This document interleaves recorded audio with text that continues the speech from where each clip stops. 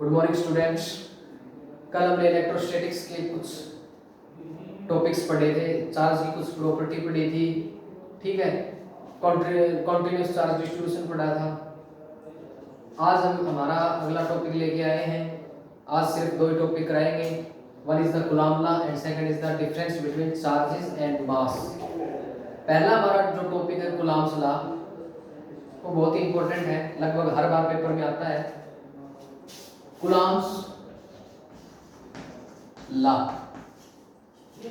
Coulomb का नियम।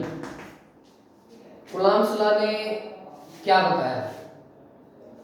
Plus one physics के अंदर 6 यूनिट के अंदर हमने ग्रेविटेशन लॉ को पढ़ा था। ग्रेविटेशन लॉ ने क्या बताया था कि इस यूनिवर्स के अंदर कोई भी दो मास ऑब्जेक्ट है, कंसीडर करो कोई ऑब्जेक्ट है जिसका मास m1 है और दूसरा कोई ऑब्जेक्ट है जिसका मास m2 है। इस यूनिवर्स के अंदर कहीं पर भी कोई भी दो ऑब्जेक्ट हैं जिसका मास m1 और मास m2 है और उनके बीच का डिस्टेंस r है, तो इनके बीच लगने वाला जो फोर्स होगा वो ऑलवेज क्या होगा? अट्रैक्टिव। ठीक है, यही बताया था ग्रेविटेशन लॉ ने, क्या कि इस यूनिवर्स के अंदर कोई भी दो ऑब्जेक्ट है मास m1 और m2, उनके बीच में लगने वाला फोर्स ऑफ अट्रैक्शन, ठीक है, होगा फोर्स ऑफ अट्रैक्शन, वो डायरेक्टली प्रोपोर्शनल होगा product of their masses, inversely होगा square of distance between them, और दोनों को कंबाइन करके एक कांस्टेंट पुट किया था g, जिसका नाम दिया था gravitational constant g m1 m2 divided by r square. ये हमारा ग्रेविटेशन लॉ था। ऐसे ही हमारा कूलम्ब लॉ है। कूलम्ब लॉ ने क्या बताया? देखो, इलेक्ट्रोस्टैटिक्स पढ़ रहे हैं, चार्जेस पढ़ रहे हैं, तो कूलम्ब लॉ चार्जेस का जिक्र है। तो कोई भी दो चार्ज हैं, ठीक है, firstly is q1 and secondly is q2, ठीक है, कोई भी दो चार्ज हैं q1 और q2, ठीक है, हमें नहीं पता इस पे पॉजिटिव चार्ज है या इस पे नेगेटिव है या इस पे नेगेटिव है या इस पे पॉजिटिव है या इस पे पॉजिटिव पॉजिटिव है या इस पे नेगेटिव नेगेटिव है, ठीक है, हमें नहीं पता कौन सा चार्ज इस पर कौन सा चार्ज है। दो चार्जेस हैं q1 और q2, उनके बीच का डिस्टेंस r है, तो इनके बीच लगने वाला जो फोर्स होगा वो अट्रैक्टिव भी हो सकता है, वो रिपल्सिव भी हो सकता है, ठीक है। तो यानी इनके बीच लगने वाला फोर्स ऑफ इंटरेक्शन, इंटरेक्शन का मतलब फोर्स ऑफ अट्रैक्टिव हो सकता है, रिपल्सिव भी हो सकता है। यानी force of interaction is directly proportional to the product of their charges and force of interaction is inversely proportional to the square of distance between them. Equation number first, second, दोनों को combine कर दो, q1 q2 divided by r square. अलग अलग proportional का निशान हटाने के लिए कांस्टेंट पुट करूंगा, अलग अलग जगह अलग अलग कांस्टेंट पुट होते हैं, तो f is equal to k is constant q1 q2 divided by r square, और ये जो कांस्टेंट होगा इसकी वैल्यू होगी 1 by 4 pi epsilon naught. 4 pi is the constant and epsilon naught is the also constant, और इसका नाम absolute electric permittivity of free space. फिलहाल इसका आपको नाम ये जानना है, इसको ब्रीफली से आने वाले टॉपिक्स में पढ़ेंगे। एप्सिलॉन नॉट, ठीक है, तो पुट करो, फोर्स क्या आया 1 by 4 pi epsilon naught q1 q2 divided by r square. ये हमें क्या मिल गया? Coulomb law. तो कूलम्ब लॉ ने क्या बताया? The force of interaction, interaction का मतलब अट्रैक्टिव भी और रिपल्सिव भी।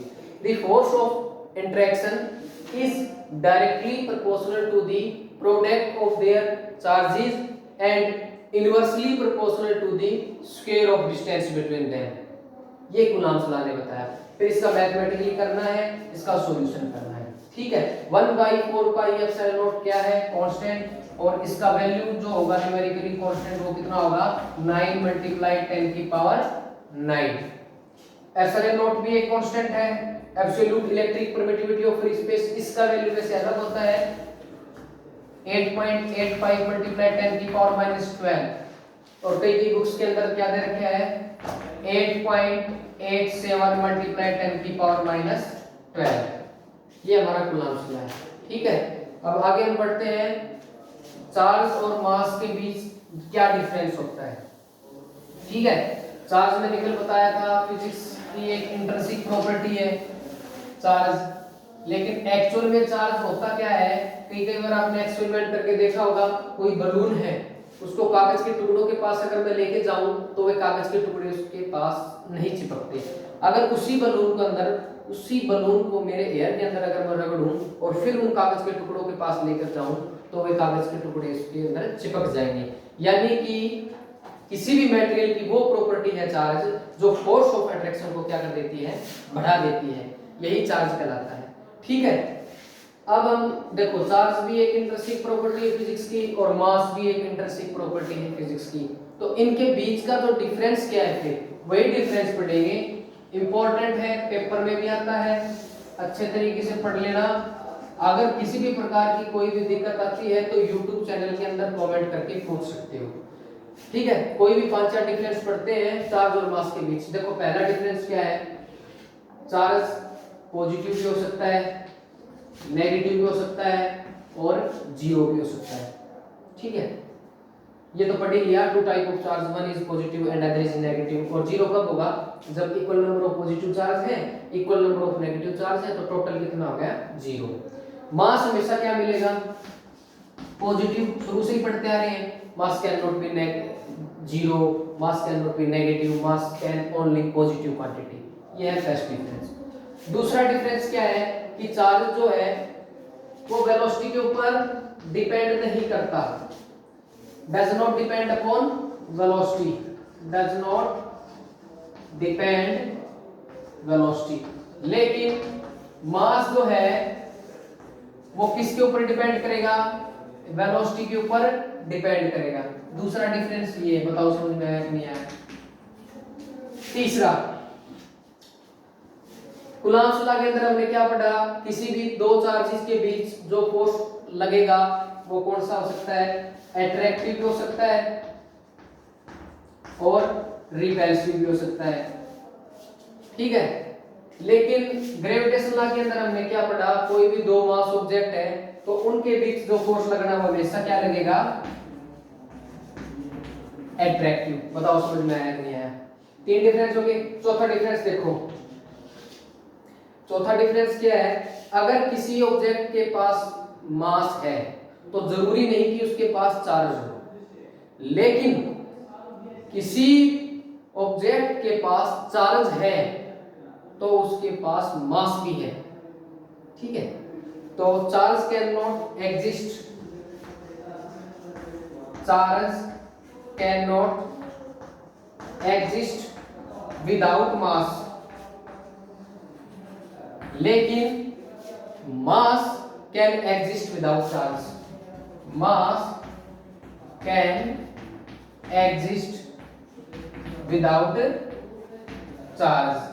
मतलब मास जो है वो एग्जिस्ट कर सकता है बिना चार्ज के, क्या पता उसके ऊपर चार्ज जीरो, लेकिन charge can not exist without mass, बिना मास के चार्ज नहीं हो सकता। ये चौथा डिफरेंस है। पांचवा डिफरेंस क्या है, पांचवा डिफरेंस ये है कि चार्ज जो है वो क्वांटाइज होता है। पढ़ा ना पिछला टॉपिक, कल बड़े वीडियो में पढ़ा ना, क्वांटाइजेशन ऑफ चार्ज, की चार्ज के हम टुकड़े कर सकते हैं। तो चार्ज कैन बी क्वांटाइज, लेकिन mass can not be quantize. ठीक है, छठा डिफरेंस, चार्ज का यूनिट क्या होता है, कूलम, मास का यूनिट क्या होता है, किलोग्राम। सातवां, चार्ज एक ड्राइव यूनिट है, ड्राइव यूनिट का मतलब समझो, उसकी यूनिट को हम ड्राइव कर सकते हैं, कूलम को हम क्या कर सकते हैं, ड्राइव कर सकते हैं, लेकिन मास एक फंडामेंटल यूनिट है, उसको हम ड्राइव नहीं कर सकते। ठीक है, दो ही टॉपिक, चार्ज और मास के बीच डिफरेंस और कूलम्ब्स लॉ, दोनों इंपॉर्टेंट है। आज के लिए दो टॉपिक काफी है। धन्यवाद।